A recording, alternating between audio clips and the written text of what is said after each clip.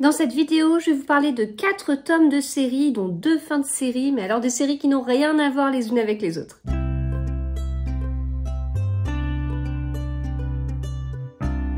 Bonjour à tous, j'espère que vous allez bien. On se retrouve dans cet épisode de podcast pour parler de séries parce que, vous le savez peut-être, cet été j'organisais, parce qu'on arrive petit à petit à la fin, un challenge. On finit ces séries été 2024 du 1er juillet au 31 août parce que c'est ma définition de l'été.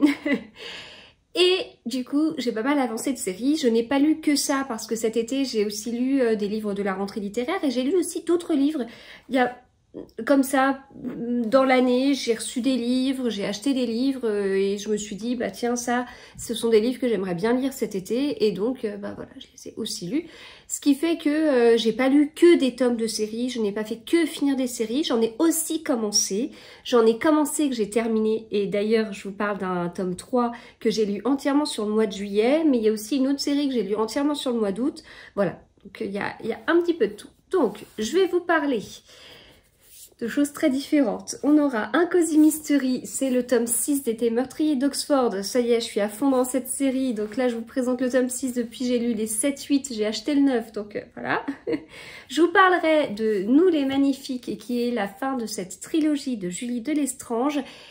C'est, comment on pourrait dire, un peu vie quotidienne, tranche de vie, mais on suit les personnages tous les 10 ans, enfin on a suivi les personnages tous les 10 ans, et voilà, bon c'est intéressant mais je vous en parle après. Je vais vous parler de ce tome 2 qui est un polar historique, écrit par un Anglais qui a des origines indiennes, et ça se passe en Inde dans les années 1920, et je terminerai par ce pavé qui est trop lourd. C'est le dernier tome des 7 sœurs, imaginé par Lucinda Riley, écrit par son fils, Harry Whittaker. Et il était très bien. Ça, je vous en parle à la fin. Voilà, c'est le programme de cet épisode. Donc comme je vous le disais, des choses très différentes, polar historique, Cozy Mystery, un peu tranche de vie, et puis les 7 sœurs. Je ne sais pas, secret de famille, oui ça peut être ça. Donc voilà, j'espère que ce programme vous plaira. Et je commence donc par le tome 6 d'été meurtrier d'Oxford d'H.Y. Anna. C'est une série qui est sortie chez City, mais pour ma part, j'ai tous les tomes en auto-édité. Voilà. Alors, les tomes, soit ils m'ont été envoyés en service presse, c'est comme ça que j'ai découvert la série en fait. J'avais été contactée par la traductrice. Et donc j'ai découvert la série avant qu'elle soit éditée par City. Certains tomes ont été offerts par Isabelle d'Isabelle Lecture et puis j'en ai acheté d'autres et voilà. J'ai pas systématiquement les services presse, j'en ai beaucoup. C'est principalement comme ça que j'ai eu la série mais pas que. Voilà. Alors, donc je suis à fond là dans cette série, mais il faut que je rattrape mon retard, j'ai encore pas mal de tomes à rattraper. Donc, on continue de suivre Gemma Rose. Gemma Rose, elle tient un salon de thé. On est en Angleterre et on a un salon de thé bien anglais. C'est une série qui globalement se renouvelle. Alors, je vous parle du tome 6 pour l'instant, mais quand je vous parlerai du tome 8, ce sera encore plus flagrant, je trouve, au niveau de l'intrigue. L'intrigue là m'a beaucoup plu et c'est hyper dynamique parce qu'en fait on commence l'histoire par un enterrement et en fait Gemma Rose elle est à cet enterrement parce que son salon de thé a été engagé, enfin je sais pas comment dire, elle a été engagée un peu en tant que traiteur entre guillemets pour cet enterrement. Enterrement un peu particulier, on voit déjà que la famille de la personne qui vient de décéder était pas si simple que ça, et puis il y a des histoires d'héritage, et en plus, pour pimenter le tout, il y a un meurtre lors de cet enterrement. Voilà, ça complique quand même pas mal les choses. Et en fait, quand je vous dis ça, je pense tellement à beaucoup d'Agatha Christie, où on a comme ça une famille un peu complexe et où l'héritage change au dernier moment, où il y a des surprises un petit peu dans l'héritage. Et derrière, eh bien, ça mène aussi à un meurtre. Enfin, voilà, ça rejoint ce que je vous ai déjà dit, c'est que cette série, donc c'est un Cozy Mystery, il n'y a pas de doute. Il y a le côté cosy, je vous ai parlé de salon de thé, donc il n'y a aucun doute. Il y a de l'humour, on a des personnages secondaires qui apportent notamment cette touche d'humour et qu'on retrouve avec plaisir à chaque fois, mais la partie mystery, la partie policière, elle n'est pas mise de côté parce que ça tient vraiment la route, c'est au niveau de l'enquête, au niveau de l'intrigue, au niveau des rebondissements, même si on a toujours un petit peu le cas à la fin où on sent que Gemma elle se met un petit peu en danger, comme ça peut être le cas dans les Agatha Raisin, mais derrière, je trouve que c'est une très bonne série de Cozy Mystery. Voilà, à chaque tome, je vous le dis, mais c'est parce que je le pense à chaque fois, et ouais, vraiment, je trouve que c'est des livres que j'apprécie beaucoup, et en l'occurrence, eh ben, j'ai tellement apprécié ce livre que juste après, une fois que j'ai terminé le tome 6, j'ai pris le tome 7. Voilà, c'est rare hein, comme ça d'enchaîner. Ça m'a pas trop dérangé. Bon, je me serais pas vue enchaîner le 3e après, quand même. Mais déjà, enchaîner 2 tomes d'une série, c'est quelque chose que je fais très rarement. Je lis assez vite, mais quand je lis vite, ça veut pas dire que j'enchaîne. Si je veux vraiment lire une série rapidement, je vais mettre entre chaque tome 2-3 livres. Ça, pour moi, c'est enchaîner une série. Et en plus, si je suis en vacances... et si je fais ça, je vais vraiment lire les 3-4 tomes d'une série. Enfin, je pense à ce que j'ai fait sur 2 trilogies en juillet et août. Je les lis en fait sur un court laps de temps. Mais vraiment enchaîner comme j'ai pu le faire là, c'est assez rare. Voilà. Donc j'ai bien aimé. J'ai lu le tome 8 après le tome 7 et en laissant quelques livres entre le tome 7 et le tome 8. Et... ça m'a pas gêné de laisser quelques livres comme ça. De toute façon, quand moi j'ai repris le tome 5, ça faisait plusieurs mois, voire même plus que ça, que j'avais pas lu cette série.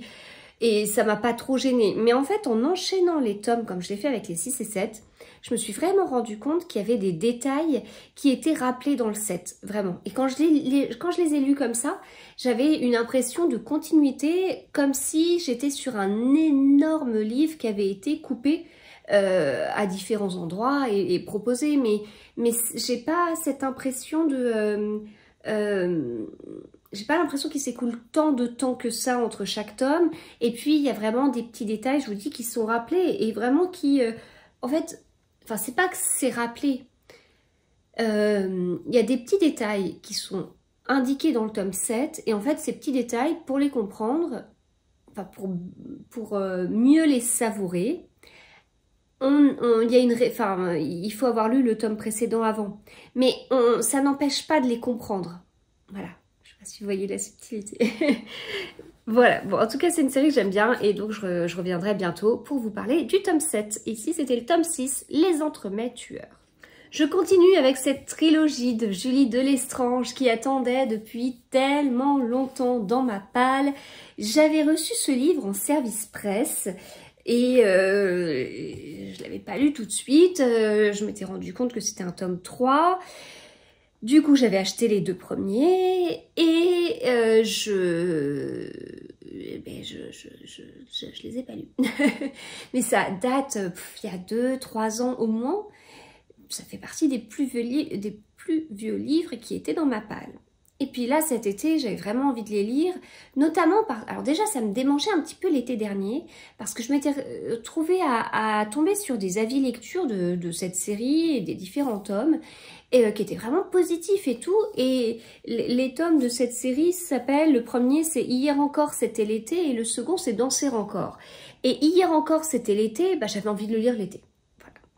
Même si au final, ce ne sont pas des livres qui se passent que en été, mais il y a un petit côté saga, comme on peut penser aux séries qu'il y avait à la télé avant, et qui étaient comme ça, sous forme de saga, avec un épisode par semaine, uniquement sur les mois d'été.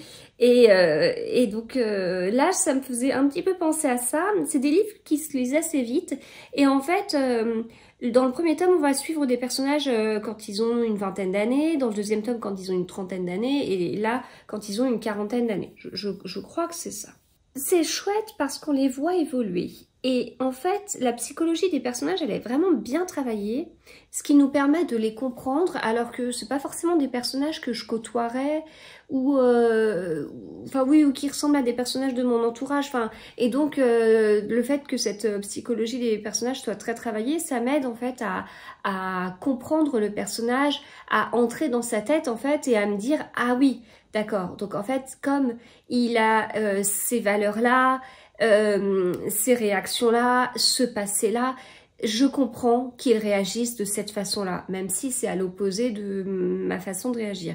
Mais c'est intéressant, enfin encore une fois, je trouve que ça permet une certaine ouverture d'esprit et ça fait partie des choses que je recherche dans la lecture. Voilà, donc ça c'est quelque chose qui me plaît beaucoup. C'est le dernier tome, je l'ai lu alors que j'étais en Italie, au bord de la piscine, je l'ai terminé au bord de la piscine, et ben ça a été dur de laisser les personnages, hein. Ah, je m'étais vraiment attachée à eux, c'était difficile, j'aurais bien continué un bout de chemin avec eux. Enfin j'en ai des frissons d'en parler, j'ai aimé suivre, voilà, j'ai aimé les suivre.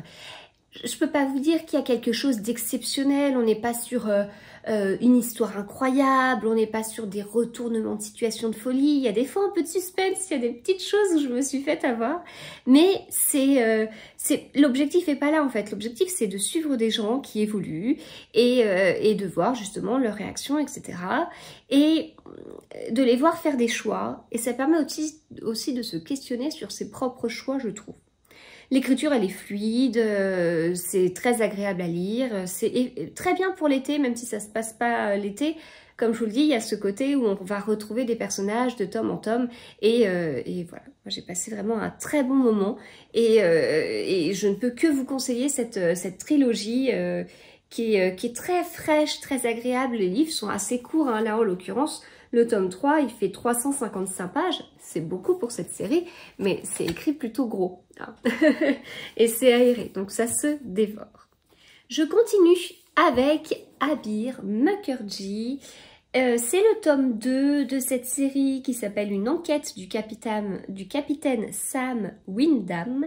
Ça se passe en Inde en 1920, c'est un tome 2, donc j'ai déjà lu le tome 1. Ouais, mais je l'ai lu il y a longtemps, je l'ai lu il y a presque 1 an et demi. Je l'avais lu parce que je l'avais acheté au Quai du Polar 2022.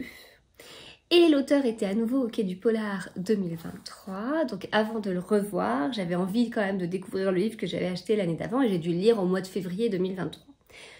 En 2023, en avril 2023, je lui achète le tome 2. Déjà, c'était une super rencontre, hein. En 2022, enfin, un auteur qui est hyper souriant, hyper agréable, hyper gentil. Même avis de ma part en 2023. Et puis, eh bien pareil, je voulais le lire avant Les Quais du Polar 2024. Il était dans ma to-do list. Et alors, Les Quais du Polar 2024, c'était la folie niveau programmation. Enfin, c'était dingue. Beaucoup plus dingue pour moi par rapport aux auteurs que j'apprécie en 2024 que les 2 premières années où j'y suis allée. Mais c'était aussi un anniversaire important pour Les Quais du Polar. Et en fait, ça a été compliqué pour moi de caser toutes les lectures que je souhaitais faire. Parce qu'en fait, dans les auteurs invités, il y avait des auteurs français, mais aussi des auteurs étrangers. Ce qui est très intéressant parce que les auteurs français, j'ai l'habitude de les voir dans les salons ou dans des événements privés parfois. Les auteurs étrangers, beaucoup moins. Et dans les auteurs étrangers, on avait des auteurs étrangers récents, et des auteurs étrangers qui avaient vraiment une sacrée renommée, et c'était aussi pour marquer le coup. Et donc moi je les connaissais pas tous et je voulais profiter de les voir pour lire 1 ou 2 livres d'eux avant, et comme ça si j'aime, j'avais l'occasion de les voir. Voilà. Et donc j'avais trop à lire pour Les Quais du Polar 2024, et donc j'ai pas réussi à caser ce tome 2. Et puis en fait, plus le temps passait, et plus je me disais, enfin j'avais pas réussi à le caser, mais en même temps, j'avais souvenir d'un début de tome 1 qui était un peu difficile. Je me souviens très à lire, pas évident d'entrer dedans, pas si fluide que ça, et je me souviens très bien que je l'avais débuté alors que j'attendais que les enfants sortent de l'école. Je me souviens très bien être dans ma voiture à attendre et avoir commencé à m'être dit « Waouh, ça va être une lecture un petit peu exigeante ». Sauf que derrière, je l'ai lu le tome 1, et quand j'ai relu récemment mon avis, en fait, il était vraiment positif, enfin, je l'ai vraiment bien aimé. Et je sais pas pourquoi je suis restée sur cette impression de la première page du tome 1, Et du coup, ouais, je voulais lire le tome 2, mais j'y allais pas en courant, quoi. Mais le truc, c'est qu'en 2024, ben, j'ai revu Abir Mukherjee avec son grand sourire et tout. J'ai dit, bon, allez, c'est pas grave. J'ai pas lu le tome 2, je sais qu'il est dans ma palle, mais je vais lui prendre le tome 3 parce que c'est trop agréable de le voir. Et bon, bah voilà, j'ai pris le tome 3, donc j'avais les tomes 2 et 3 dans ma palle, et sans rien, voilà. Bon, il s'avère que lors d'un book club, Thibaut, qui est venu à plusieurs reprises, a parlé de cette série-là, d'Abir Mukherjee. Bon, j'étais entre deux parce que d'un côté je me disais ouais c'est vrai ça redonne envie de la lire, et puis d'un autre côté je me dis ah ouais mais moi je suis vraiment passée à côté. L'Inde en 1920 c'est particulier, j'ai aucune connaissance sur ça, est-ce que j'ai vraiment envie, je sais. Et puis Floriane du compte Prolégomène littéraire a vu des livres qu'on avait en commun et puis du coup on avait parlé comme quoi on pouvait faire une lecture commune et tout ça. Et puis bah déjà je sais pas pourquoi au début je pensais que c'était sur le tome 3, je me disais mince moi j'ai du retard, alors qu'en fait non c'était sur le tome 2. Et puis bah bon j'ai un petit peu traîné, mais là c'est l'occasion cet été avec mon challenge et tout, donc bah voilà on l'a programmé. J'avais peur d'abandonner le livre en me disant ouais mais c'est pas du tout ce que je veux lire cet été, c'est trop exigeant, j'ai pas de neurones pour ce livre là. J'y suis allée, j'ai lu, il m'a fallu combien de temps pour 2 pages, 3 pages? Non, peut-être un petit peu plus. Les 2 pages, on est avec un prince, machin. Bon, il m'a peut-être fallu 5 pages, je pense, pour me dire oh, c'est vachement mieux que ce que j'avais en tête. Mais oui, c'était bien. En fait, si j'ai dit que c'était bien sur le 1, c'est que ce sera bien sur le 2. J'ai juste oublié que j'avais dit ça. Donc, on est parti avec les princes de Sambalpur dans ce livre. On a plusieurs meurtres, on a des rebondissements, on a notre Sam Wyndham qui a un petit côté sombre, mais... Alors déjà, dans mes souvenirs, dans le tome 1, le côté sombre était plus présent.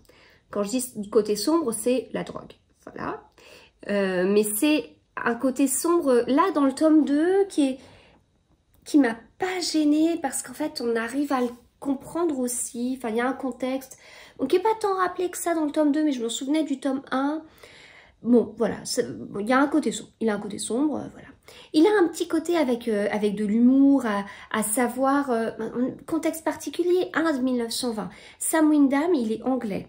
Il travaille avec des Indiens. Et en fait, et il parle avec des princes. Et il y a notamment un passage que j'ai relevé qui était très intéressant parce que, en fait, un prince dit à Sam... ah bah vous voyez qu'en fait les règles sont différentes partout, et donc il y a certains endroits, dans certains lieux, où celui qui est considéré comme la personne à écouter, etc., ça va être le prince. Dans d'autres endroits, ça va être Sam qui est anglais. Et dans d'autres endroits encore, ça va être un jeune indien qui travaille avec Sam, qui va être considéré comme la personne vraiment la plus importante de ce trio. Et c'est très intéressant, rien que ça explique à quel point c'est compliqué en fait. C'est très très compliqué à cette période-là. Et j'ai pas été perdue, c'est pas parce que je ne suis pas du tout experte sur l'Inde en 1920 que j'ai rien compris. Non, parce qu'en fait on nous dit, voilà. Alors quand je dis qu'on nous dit, c'est pas, on nous bassine pas pendant 10-15 pages avec l'histoire de l'Inde et un cours quoi d'histoire, blablabla. Non, c'est des petites choses qui sont indiquées, juste ce dont on a besoin de savoir. Il y a aussi autre chose à la fin du livre, c'est qu'on a un glossaire qui va nous dire que certains mots, eh bien ça correspond à ça. Par exemple, il y a un Dewan, mais je crois que c'est Devan. Je crois que la prononciation, elle est même indiquée dans le livre. Bah, j'ai réussi à trouver la page. Il me semble bien que c'était au début, et sur cette page-là, et pas celle-là, je sais pas pourquoi je me rappelle de ça. Donc en fait, on a un qui... Voilà, alors ça se dit divan plutôt. Ça s'écrit D-E-W-A-N, et ça se lit divan. Et bien ça signifie Premier ministre. Voilà. Bon, il n'y a pas... Le glossaire est très court, hein. Il y a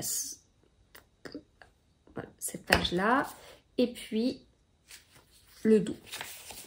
Voilà, c'est tout. Donc ça représente un peu plus d'une page de glossaire. Donc vraiment, j'ai bien aimé et tout. Et alors, il y a aussi autre chose. que je craignais un peu, et là je me rappelais plus trop comment il était.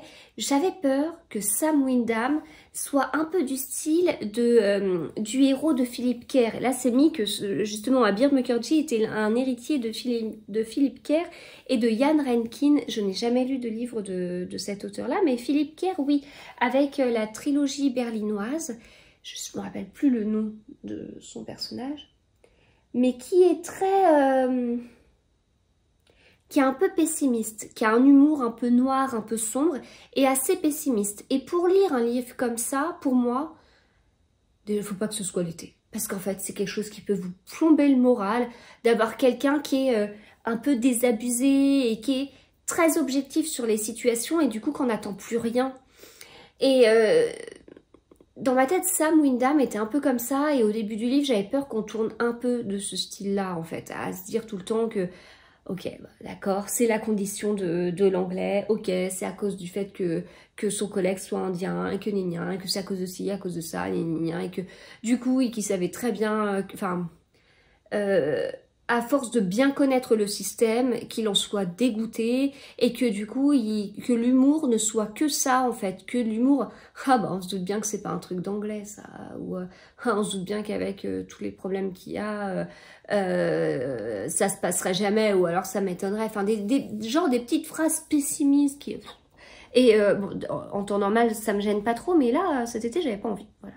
Et c'est pas comme ça, ouais, enfin... Il y a de l'humour un petit peu comme ça, mais c'est pas au point de nous faire sombrer. Ça ne fait pas sombrer le lecteur dans une espèce de déprime ou je ne sais quoi. Non, non, non, non, parce que je vais pas dire que c'est un personnage qui reste joyeux, mais je l'ai pas trouvé à traîner des pieds, à tout le temps critiquer le système, à pas être content. J'ai pas trouvé comme ça en fait. Voilà, donc ça je suis contente aussi. Voilà, tout ça pour dire que bah écoutez, j'ai lu le tome 2 un an et demi après avoir lu le tome 1. J'avais quelques appréhensions. Je remercie Floriane de m'avoir fait sortir ce livre de ma palle. J'ai bien hâte du coup de lire le tome 3. Il y en a même 5 qui sont sortis et ça c'est trop bien. Et alors peut-être que je vais compter à chaque fois sur les quais du polar, je sais pas, pour voir l'auteur, je sais pas. Déjà, il faudrait que je sois sûre d'y aller en 2025. Mais derrière, enfin là, maintenant... Si vous me parlez de cette série, je vous dirai pas « Ah oui, oh... » Non, je vous dirai « Ah non, mais elle est trop bien. Ah non, mais il faut y aller, c'est excellent en fait, il faut la lire quoi. » Enfin, voilà. Donc, c'était le tome 2 d'une enquête de Sam Wyndham de Abir Mukherjee. Et on va terminer avec cette belle brique. Il est énorme. Il est énorme. Et en plus, les pages chez Charleston, elles sont bien remplies.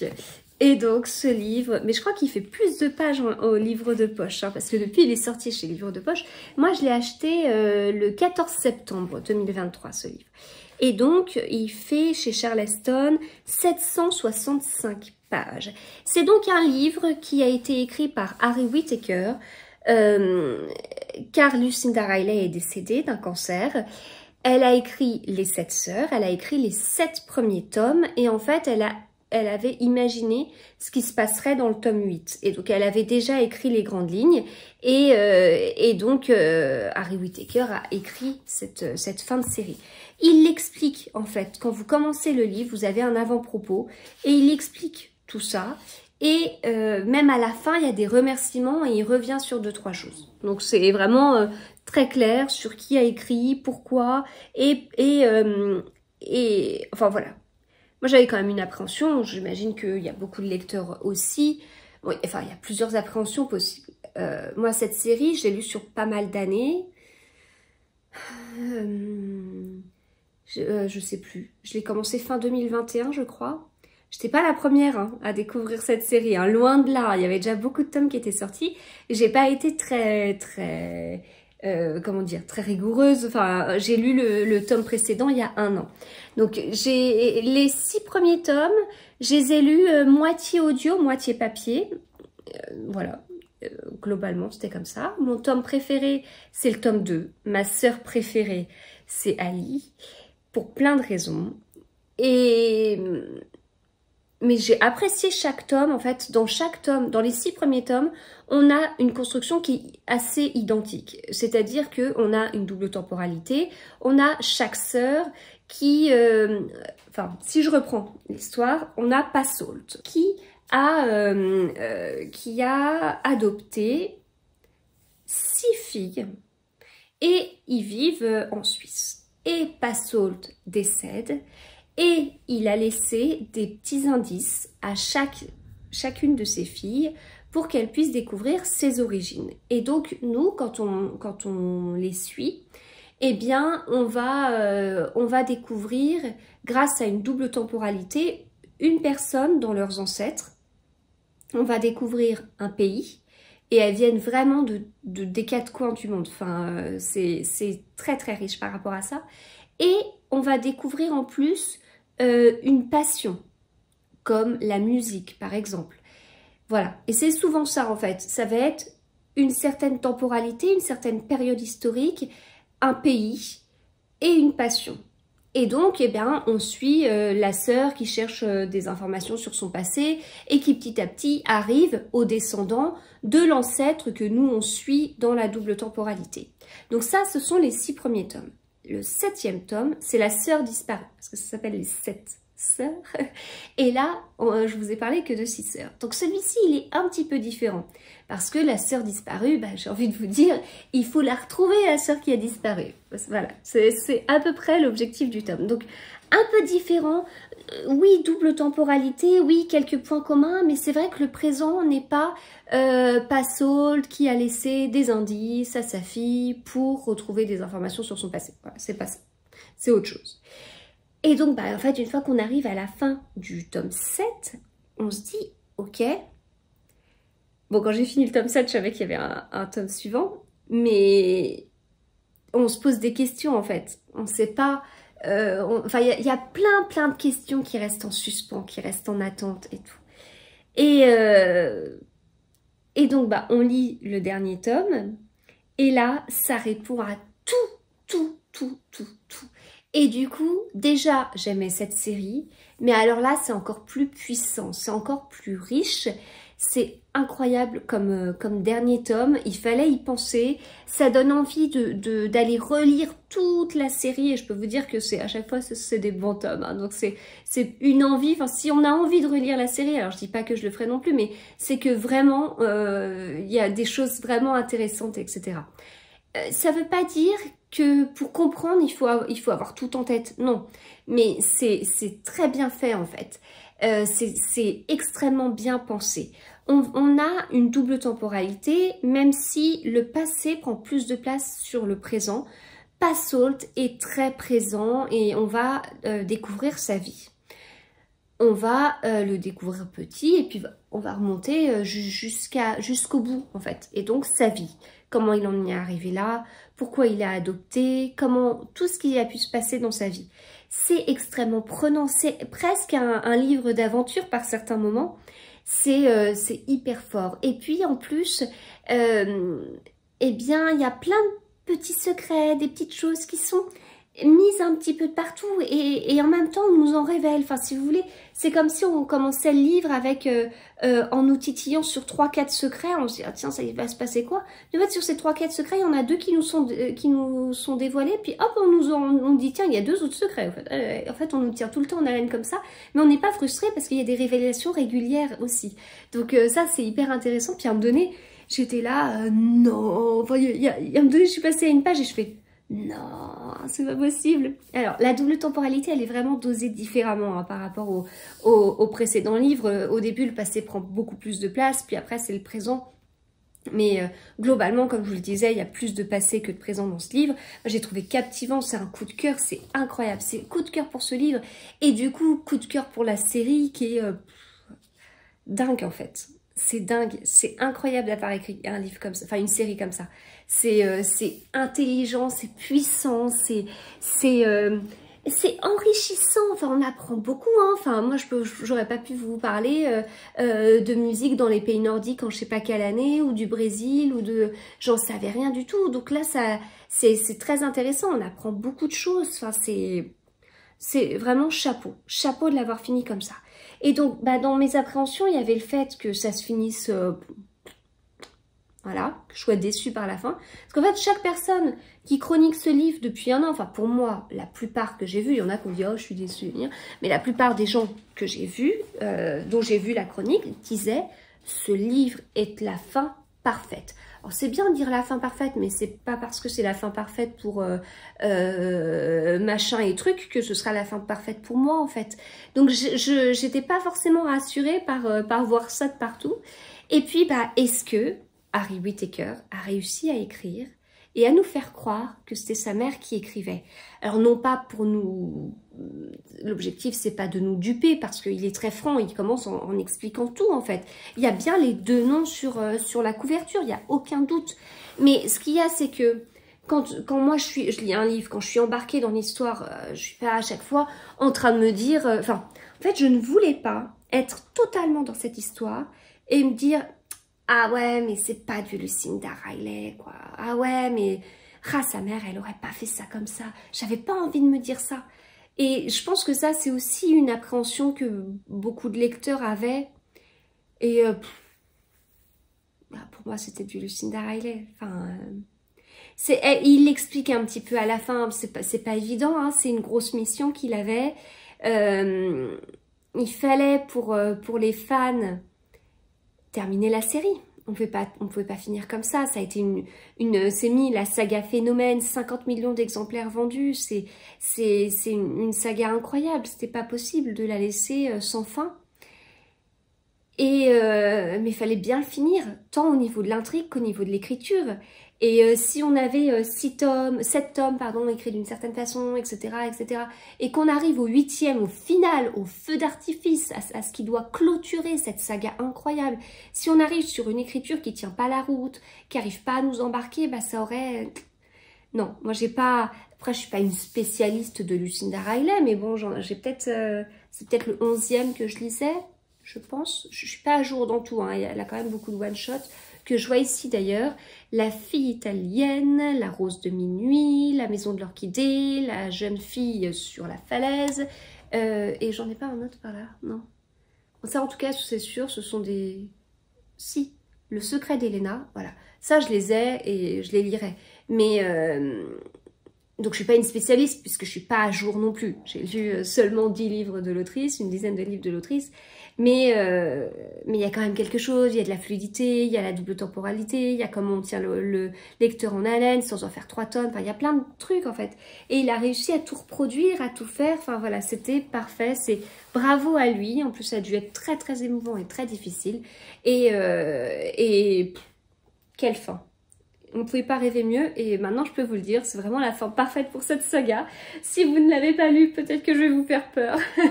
Du coup, vous allez peut-être avoir les mêmes peurs que moi, mais incroyable. C'est incroyable, franchement. Quelle saga, quelle saga. C'est brillant, c'est vraiment très très brillant. En plus je vous disais ça, mais il y a aussi tout le truc autour des 7 sœurs. On a Atlas, l'histoire de Passault, il y a plein de choses, plein de choses aussi par rapport à ça que je connaissais pas du tout et tout prend du sens et tout est logique, mais tellement logique. Et on avait un puzzle avec des petits bouts de partout, dans chaque tome on construisait des petits morceaux et là ça y est, tout se lie et tout est... tellement brillant et intelligent, quelle série. Voilà. Je vais m'arrêter là, j'espère que cette vidéo vous a plu. Comme d'habitude, je vais vous dire la même chose. Si c'est le cas, eh bien n'hésitez pas à me laisser un petit commentaire, à liker cette vidéo, à en parler autour de vous et tout.